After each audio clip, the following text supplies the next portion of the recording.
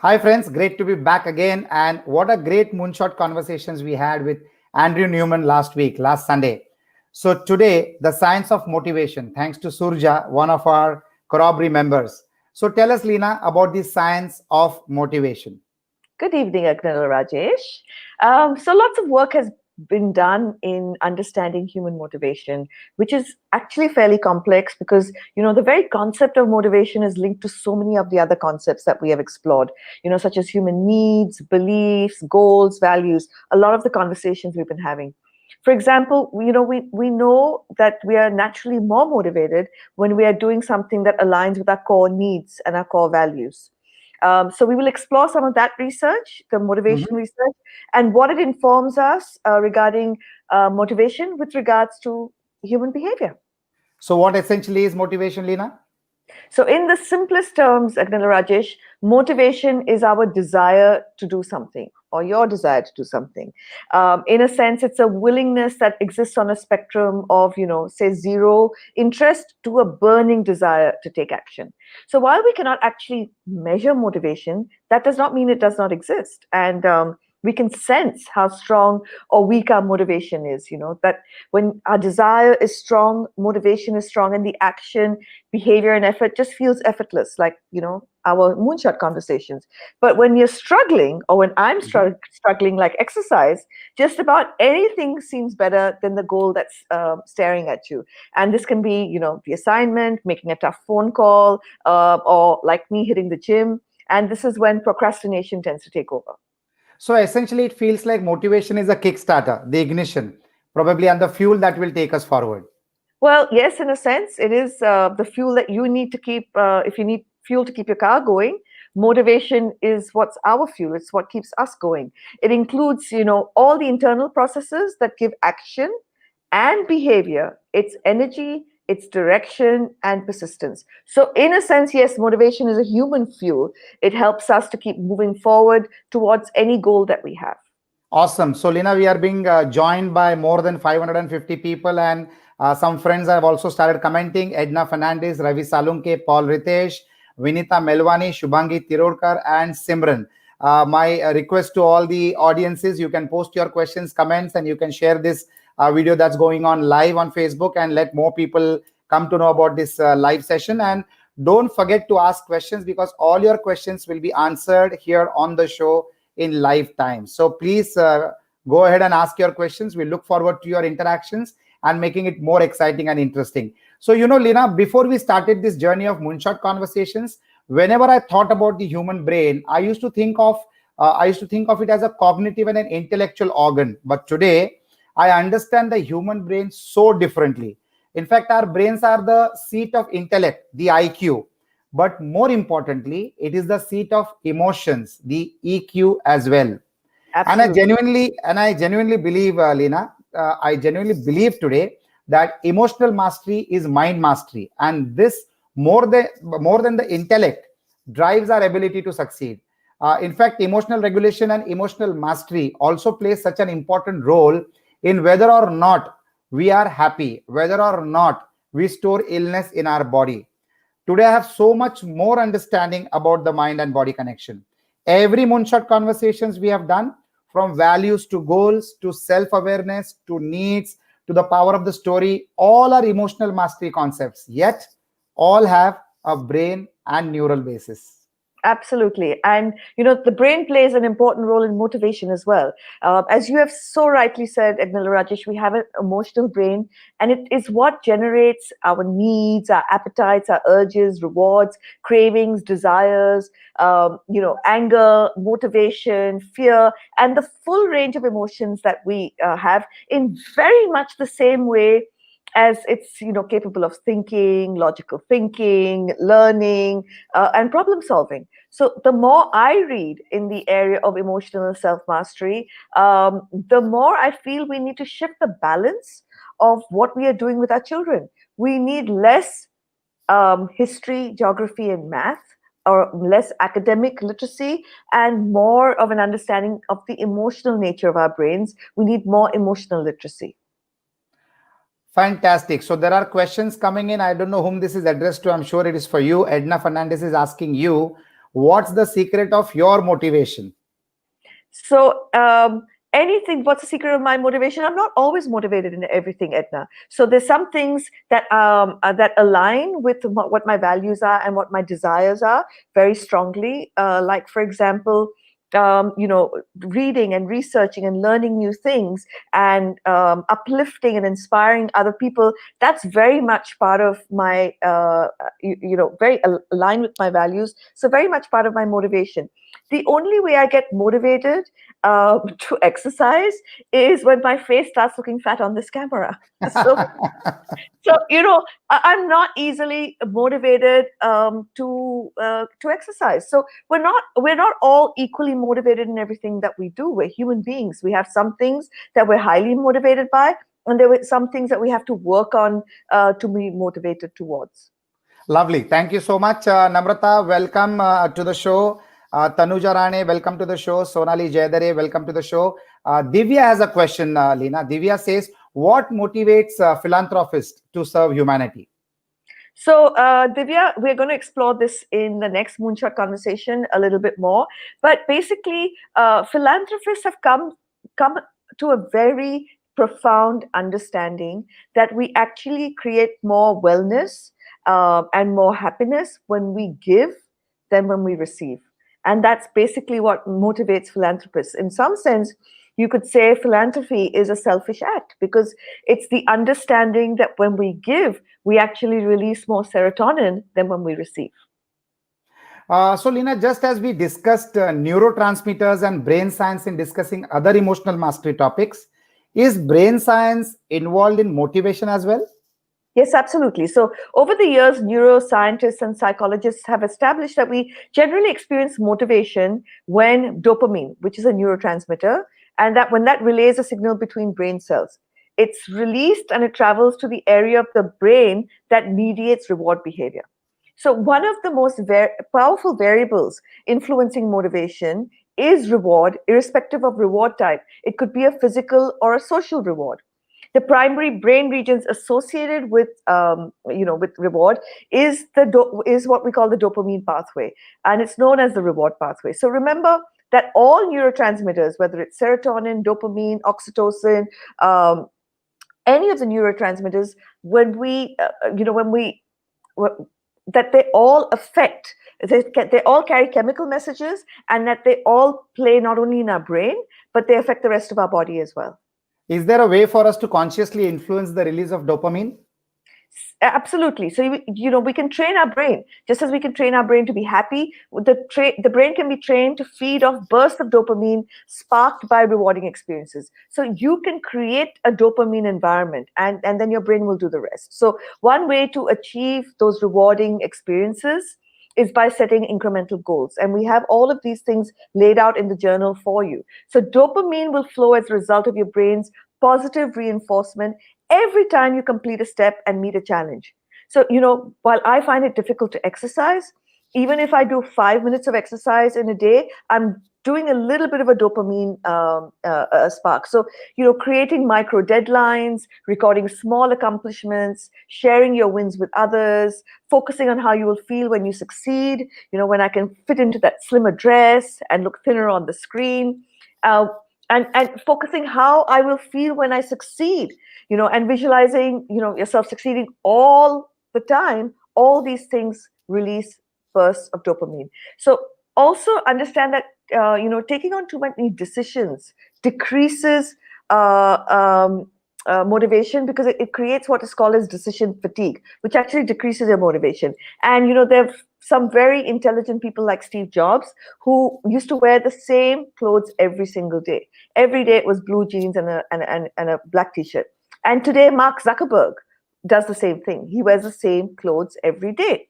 The fewer decisions you have to take every day, the less decision fatigue you will have. So what I used to do when I used to have to go to the office and dress up every day is Sunday is my rest day. I take out my clothes every Sunday for Monday, Tuesday, Wednesday, Thursday, Friday, Saturday. And Divya, who's watching us, she believes in color and energy. So it was blue and white on Monday, it was red on Tuesday, it was green on Wednesday. So accordingly, my wardrobe was set for the 5 days of the week. And it just reduced my demotion, my decision fatigue. And we can do this around so many of our daily decisions, like, food menus for the family, clothes. Now, on Sundays, I write down what my maid will cook for the rest of the week. So she doesn't have to come to me and ask me, every day, Didi kya banawa aaj? Lovely. Another lady who used to do this was Indira Gandhi. She used to pack her week's clothes well in advance so that she has to spend less time deciding what to be worn when. There is a question from Shubhangi Tirodkar. Shubhangi Tirodkar is a very enterprising person, Vice President for Maharashtra Chamber of Agriculture, Commerce and Industry. She has a question. How do we keep how do we keep motivation sustainable in difficult situation in people and also self-motivation? So exactly, if you can, Shubhangi, I'm just going to give you the example I gave you earlier, right? I don't have a natural motivation to exercise. I never have. And if you tell me, Lena, you need to exercise for your health, it probably will still not do it for me very much. But if you tell me, Lena, you need to exercise so that you look good on Moonshot conversations, so that you can inspire and motivate people. So you basically have to shift the reason you need to do that task to something that aligns with one of your values or one of your goals. So if you can do that, and it's fairly simple to do that, you just have to shift how you're thinking about it, you will then become naturally motivated. Fantastic. Ravi Salunke has a question. How does motivation impact decision making and its outcome positively and negatively? How does motivation impact decision making and its outcome positively and negatively? So there cannot be negatively, but you can say, how can motivation impact decision making positively? How can motivation help a positive decision?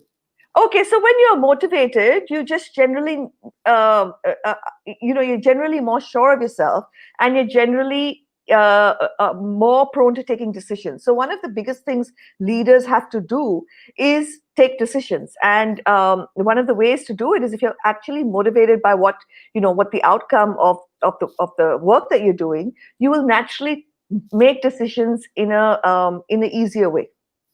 Fantastic. So, Lena, as you said, that one of the most powerful variables influencing motivation is reward. And this can be a physical or a social reward. So, in most workplaces, we act to increase the probability of a reward. And this can be, payments, which is a physical reward, or praise and recognition, which is a social reward. Yes, so we are motivated by the promise of a reward, but it's slightly more complicated than that, Agnil Rajesh. So the research shows that being motivated for rewards is not effective in the long run, so only in the short term. So a closer look, shows us that we can separate motivation into two categories, and you've got a beautiful video in your journals to watch related to this. So there's two categories of motivation: intrinsic, internal, and extrinsic, external. So, intrinsic motivation is the tendency for us to seek out novelty and challenges, to extend and exercise our capacity, to explore and to learn, even in the absence of external rewards, just for the sake of doing that itself. So, in other words, intrinsic motivation comes from within us, and we don't need any external prompting. So, extrinsic motivation is just the opposite. It occurs when we're prompted to act by an external stimuli, which is the reward. So after watching the video of Daniel Pink in the journal, I understand this so much better, Lena, that while it seems logical that rewards work, the research says that the lack of reward is in fact more efficient. That intrinsic motivation is a better source of motivation. I have seen two types of leaders.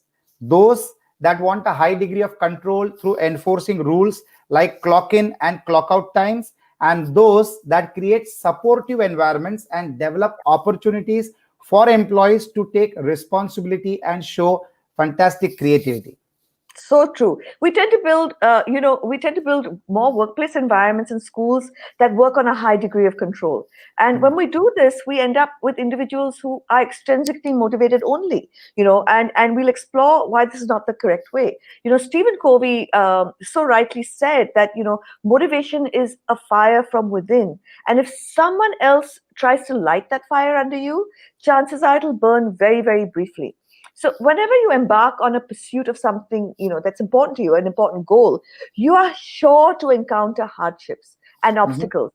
And for some of us, if you've been thriving on extrinsic motivation, it can lead you to abandon the pursuit. It's only if you have learned to be intrinsically motivated that you will persist, and get past hardships and obstacles. So the ability to maintain any momentum to ensure the completion of your goals cannot be underestimated, and this relies on being intrinsically motivated. And this is where the whole motivational theory comes in, because in the absence of inner motivation, all the things that we need to be successful, like commitment, determination, persistence, and passion, these will suffer. So, friends, motivation is the energy that drives you to accomplish your goals. No matter what goal you are pursuing, you need the motivations to stay on course. Without motivation, you could give up. In fact, motivation will be the fuel that pushes you to try one more time when you hit roadblocks. Even when you know it will not be easy, but because you are motivated, you believe it can and will be done. To keep the desire to fulfill the goal, energy must be maintained throughout the process. This is nothing but motivation. And we can experience two kinds of motivation, intrinsic and extrinsic. And intrinsic is the one we want to aim for. Most employment motivation systems work on the principle of extrinsic reward, where people are in a sense of bought and then commanded. So, as I watched Daniel Pink's TED talk on motivation, it became so clear to me that we don't apply, as he puts it, in his talk, that we don't apply the surprising truth about motivation. We don't use that enough in our organizations. Absolutely, Agnel Rajesh. And as Daniel Pink points out, that while extrinsic motivation may be effective for simple activities like we used to do during the Industrial Revolution, mechanical, robotic type activities that we used to do on this industrial belt of, Industrial Revolution, it is less useful for the kinds of things we need today. So anything that requires any effort of thinking, or being self-driven, we need intrinsic motivation for that. So intrinsic motivation is done for the internal reasons, for example, to align with our values, or simply for the pleasure of doing something. I learn all the time for the pleasure of doing something. Sure, it excites me to inspire others, but it just for the simple pleasure of learning myself. Daniel Pink, apart from the TED Talk, has also written a superb book called Drive, where he explains an experiment conducted, in the 1949s or something, by a professor of psychology called Harry Harlow. And he says just that experiment should change the way we all think about, why we do things. This experiment showed that rhesus monkeys would solve puzzles just for the sake of solving puzzles and not for external rewards like bananas. And Daniel Pink then goes on to discuss that human beings are very much like monkeys. That it is an innate need of humans to learn, to solve, to create, which actually gets diluted when we link them to external rewards. Fantastic, fantastic, Lina. Nitin Monoth has a question. Motivating others also gets you motivated, is my experience. What do you think, Rajesh? Nitin, it is absolutely right, and it is great to have motivation to be very contagious, so that in a motivated environment, every energy is positive, and positive energy results into positive outcomes. That is what I strongly also believe in, Nitin. Thank you for that question. And Francis Joseph has a comment: motivation and perseverance should walk together. Absolutely correct. We are with you, Francis, on that. So, friends, on the TED Talk, Daniel discusses Wikipedia and its success versus Encarta, which is a failed initiative driven online, failed initiative by Microsoft, which was a driven online encyclopedia. He talks about Wikipedia, where tens of thousands contribute voluntarily and invest valuable working time in this endeavor and do not receive any rewards. Friends, at work, people could be intrinsically motivated by working for an inspiring leader or in areas where they have a personal interest, isn't it, Lina? Absolutely. For an inspiring leader or an inspiring cause, people who joined the company that I owned ran the school, and that ran the schools, may have joined initially for a number of reasons, including paycheck or including me, but they stayed for the cause, the purpose, for what we were doing as a company, because they knew it made it had an impact. They also sensed that the work that they did went beyond what our organization was doing. That it had a ripple effect to how other schools started shifting, placing the child at the center of what they were doing. And that was really important to all the people working in the organization. When a person finds a job fulfilling, no further reward is necessary. When a person finds a job fulfilling, no further reward is necessary. I want that to sink in. So, Agnella, Rajesh, a great leader will work out, what somebody's needs are, what our drivers are, what their values are, and then speak to these. So we base most of our offer in the workplace around financial incentives, when somebody's primary motivation could be, creative expression or learning. Fantastic. So Divya has a question. Drivers for motivation differ for all of us, right? Absolutely. So Divya, as your leader, actually you were my boss, but as your leader, I understood that your primary motivation was learning. That if I kept you constantly expanded and growing and having to learn new things, you would stay motivated. And that was the way I would keep you motivated. Somebody else would be motivated. I mean, Sonali's online, and Sonali was just motivated by creative expression. So the more ability you gave her to be creatively express, and the more she could see how that creative expression in her work impacted the kids in the classroom, the more motivated Sonali was. So so we're all driven by different drivers. So different people may have different primary motivations, and a good leader works out what this is and speaks to their primary motivation. Talking about learning, Lina, what about students? Their learning and motivation? So in schools, just like in organizations, the more I learn, the more I know we're doing it all wrong. We apply none of the understanding of what motivates human behavior in our schools. Research shows us that autonomy is motivating. The research shows that people in the workplace want to be in control of when they work, what they work on, and what they're responsible for. I intuitively understood this, and I gave my people the space. And this itself sparks intrinsic motivation. Once this is in place, they actually don't need constant direction. They don't need to be enticed with rewards because they work voluntarily without demanding anything in return. The same logic, the same research applies to children in our schools. So just like the experiment with the rhesus monkeys, kids would actually solve puzzles and problems and learn just for the joy of it. They do this because learning, solving, and creating are innate needs. Absolutely. We use mainly extrinsic motivators at school, either the carrot or the stick. So sometimes we don't even use extrinsic motivators. We use extrinsic demotivators like fear. So extrinsic motivators in school, these rewards come in the form of grades, awards, accolades, and these come from outsiders, extrinsically motivating us. And then, most kids learn to constantly need that extrinsic motivation. And most kids learn only because they have to, because they're told that they have to by somebody who has power over them, like their teachers or their parents. And physics and human behavior has shown us time and time again that force or control creates resistance. Lina, after the sessions we have had, I feel we need to change so much in our schools and in how and what we teach our children. Absolutely, Agnella, Rajesh. I was saying this to somebody the other day that the more interviews I do with the leading researchers and scientists, the more I talk to these experts who have done all this extensive research, the more convinced I am that we're doing it all completely wrong in schools. Internal motivation is a key human need that we all have, including our children, and a key human need that we all need to feel in control of our own lives. We need autonomy. And we don't offer much of it to our kids in schools. So we don't allow kids to learn at their own speed. Yes. We have a fixed textbook and curriculum structure. And this often undermines students' natural inclination to pursue topics that interest them and deeply engage them. So the grading systems used in our schools further discourages them from being self-directed to learn.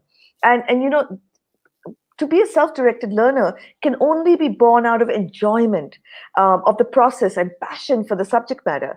And we all know today more than ever we need to be lifelong learners. And true learning is a lifelong process. But to continuously learn and achieve, our children must find it enjoyable and rewarding to learn so that they can develop a sustained level of motivation necessary for long-term achievement. What we are doing with our children and our employees is so counterintuitive to what the research tells us. Absolutely. Daniel Pink discusses many experiments which show that extrinsic motivation, which follows a pattern of if you do this, then these are the rewards. And the more you do that, you actually gradually eradicate intrinsic motivation. All children are born intrinsically motivated to learn, to discover, and to help others. This is what the research shows us. But as they grow up, we program them to need extrinsic motivation, like praise or grades. And then this is what they get used to when they're young. And then when they grow up, they need paychecks to keep them motivated. So basically, extrinsic promises and rewards destroy intrinsic motivations. Absolutely. And wouldn't it be just like a much better thing to develop the inner urge to achieve, to learn, and to create? There's a wonderful book called Flow, and I can never pronounce the author's name. He describes how when we're intrinsically motivated, we pursue a task with the highest degree of concentration and passion. And this is when we literally lose ourselves in our work. So for everyone who's watching, when time flies, you are in flow. So when time flies, you're in flow. When you don't know where time has gone, you're intrinsically motivated, Yes. and you've got this concentration and passion. So motivation, Agnella Rajesh, is also linked to growth mindset, right? So Yes. those that have a growth mindset are likely to have higher levels of motivation and be able to sustain actions and behaviors because they believe, that they can develop mastery and competence. So, friends, as we discussed in our growth mindset episode, rewards such as recognition of the outcome over the effort and process actually creates a fixed mindset. Now, how to find meaning and purpose in our pursuits, Lina, to develop a state of flow and be deeply motivated? So striving to change something in oneself and in society is a much healthier and satisfying pursuit than financial rewards. So for more and more people, such meaningful goals have become their main driving force. To have a larger goal in mind is more motivating and more activating than money can ever be. So instead of striving for the highest possible profit, companies and people who pursue meaning in their lives and want to give something back to society actually develop personal strengths and actually have higher levels of happiness. So the pursuit of meaningfulness is something that creates a fundamental intrinsic motivational drive. What else does to create a fundamental intrinsic motivational drive, Lina? So self-determination promotes intrinsic motivation. So in the recent past, there have been a few companies that heed the research. Their leadership rests on the self-determination of workers. So instead of monitoring their employees, constantly in the workplace, and keeping them on a tight rein, they have relaxed control or completely let go of the reins. And these are the forward-thinking companies. So Google, for example, relies on individual self-organization of working time, and their employees can actually spend 20% of their time on developing their own innovative ideas. So the success of this motivation strategy speaks for itself. In these phases, the workers of Google's, in this 20% of their free time, the workers of Google have developed hits such as Google News and Google Mail. In our schools, before I left, my team and I developed a similar concept as Google called Genius Hour, where children were allowed to devote 20% of their time in a specific time frame to what interested them, to solving something that they saw as a problem, something that they were passionate about, something that they were interested in, and it actually works. Pursuing what interests you is far more engaging and motivating. So friends, for self-motivated people, it becomes counterintuitive to have a 9 to 5 working office hours and 40 hours a week. It would be more motivating if we allowed our people to have more of a say in their working hours or in the way in which their teams are composed. If an employee is allowed these freedoms, they develop a greater potential for achievement, are more concerned and contented in their job, and are less inclined to burn out. In short, self-determination would contribute positively to being intrinsically motivated. Lina, what should we know more about motivation? So motivation can be broken down into three categories further. So then you've got play, purpose, and potential. Play, purpose, and potential. Play motivates you to take an action simply because it's fun to do. Right? You might be curious and enjoy experimenting, or simply eager to learn and adapt. So this is why people spend time enjoying a hobby, or cooking, or solving crossword puzzles, or listening to music. We should try to include as much play motivation as we can in our offices and in our classrooms. So play motivates you to do something because you value the outcome and the impact of your actions. Sorry, so that was play. Purpose motivates you to do something that Yes. because you value the, because you value the outcome and the impact of your actions. So that was play and purpose. And potential motivates you when you value the indirect outcomes of a certain activity. So just like the people in my office, when other schools started doing the same that they were doing, that was, indirect, a great outcome for them. So in essence, you think that your actions will lead to something important, something outside of yourself, such as, fulfilling a long-term goal, like eradicating hunger or changing the way people view education. So play, purpose, and potential are the three types of motivation. Excellent. The more closely these three are connected to the work you do, the more strongly they'll influence your overall performance. Actually, in the work you do, if I give our example, in the work you and I are engaged in, Lena, I experience all the three categories of motivation, and I'm seriously intrinsically motivated. So am I. We have play, we have immediate purpose, Yes. and for me, the potential is massive. So if we can change the way parents and caregivers think about education, parenting, and learning, that holds such immense potential for me. Studies show that intrinsic motivation and academic achievement share significant and positive correlation. Intrinsic motivation can direct students to participate in academic activities just to experience the fun, to experience the challenge and the novelty, away from external pressures and compulsions of tests and scores, and without the expectation of rewards. So, in contrast, extrinsic motivation are activities students engage in while anticipating rewards, be it in the form of good grades or recognition, or out of compulsion and fear of punishment. Yes, and although extrinsic motivation can initially spark a high level of willpower and engagement, it does not encourage perseverance, and so it does not last. So finally, external rewards or compliments undermine the possibility that students will engage in the educational activities just for their own sake, or to master, some skill or knowledge. Intrinsic goals and motivation lead to greater achievement and better academic performance. And we have to remember this.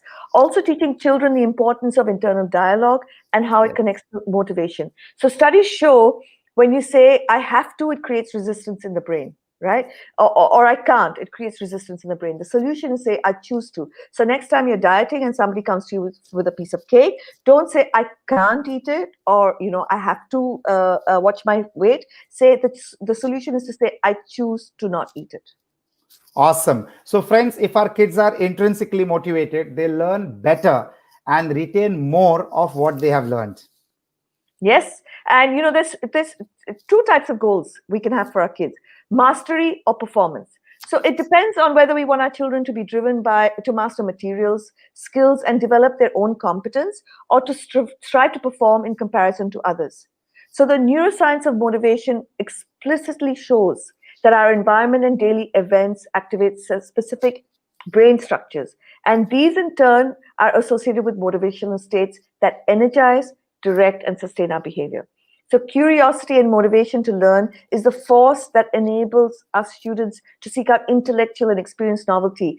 It'll encourage our students to approach unfamiliar and often challenging circumstances with the anticipation of growth and expectation to succeed. Highly motivated students are usually, actively and spontaneously, seeking out how to learn, what to learn without expecting, external rewards. On the other hand, students who exhibit low levels of motivation to learn will often depend on the rewards to, encourage them to participate in activities that they may not find enjoyable. So understand the more we extrinsically motivate our kids, the lower we're leading them to be intrinsically motivated. I'm summarizing some of the key concepts. When behavior has strength and intensity, we attribute this to the presence of motivation. There are two types of motivation, intrinsic and extrinsic. And intrinsic is more important to develop as it is driven from the self and is more sustainable.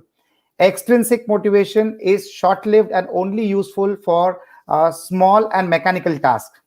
Autonomy and self determination has shown to improve the levels of intrinsic motivation. Uh, what else I would like to summarize is the interesting three P's of motivation, that is play, purpose, and potential. And it also improves our level of motivation. Play refers to how enjoyable we would find the task or purpose task. Purpose is how aligned we are to the goal. And the third P, which I also loved to understand, potential. Potential is our inner drive to have a larger impact in the world. Absolutely. Well summarized. So, as I've said in an earlier Moonshot conversation, we need an inside out approach rather than an outside in approach to everything in this world, and especially for our kids. And this has to start in schools and with our parenting. You know, in a research study, I was reading about students who were engaged in a problem solving exercise, and they received a surprise test related to the task. Half the students were told that this was about learning and understanding and mastery. The other half were told that the goal was to demonstrate their ability relative to other participants. So a competition, what we usually do in schools. Students in the competitive, externally driven mode showed better performance immediately. But in the long term, it is students who studied for mastery who outperform those who are motivated by competition. So when we want our children to learn, we have to ask a very important question. Do we want them to learn for the short or the long term? Absolutely. So it is time we parents stop comparing our children and their performance in the home and in our schools. It is time we look at play, purpose, and potential as the keystones around which we should build our parenting and schooling. It is time to work out how to give our children more autonomy over what they learn and how they learn so that the learning is long lasting and more effective. Yes, parents pushing students for good grades is short term focused. Mastery based motivation supports long term learning and is definitely the need of the hour. You know, the author whose name I cannot pronounce is something like Mihi Cheek Sent Mehi, who wrote the who wrote the book Flow. He studied creative and accomplished people for over a decade, and he concluded that genuinely creative people work for work's own sake. And if they make money or make a public discovery or become famous, that's just a bonus. What drives them are not the rewards of significance or money. It is the desire to find or create order where there was none before. So in the school, we create, instead of interventions that are geared towards increasing the student scores, we will design ways to support students' interest in school. We will also encourage them to pursue intrinsic goals. We will offer students the opportunity to envision attractive possible future selves and provide an experience to develop a growth mindset. We will help kids develop their own inner fire to learn. Let's do that, Agnella Rajesh. High engagement and high learning. Let's make that the focus. Let's make EQ the focus. Let's create an outside model of learning. We want a generation of students for whom greatness is the mastery. Absolutely. I'm game and we are there together in this. So we have run out of time. We have overshot time. There are plenty of comments, plenty of questions. But to the audience, I'm promising that every comment will be answered. Every question will be answered. Before I conclude, Leena, where to next Sunday? Well, seeing that meaningful work is more and more often considered a cornerstone of motivation, let's discuss the power of meaning and purpose next Sunday. Fantastic. I also look forward for this topic for the next Sunday.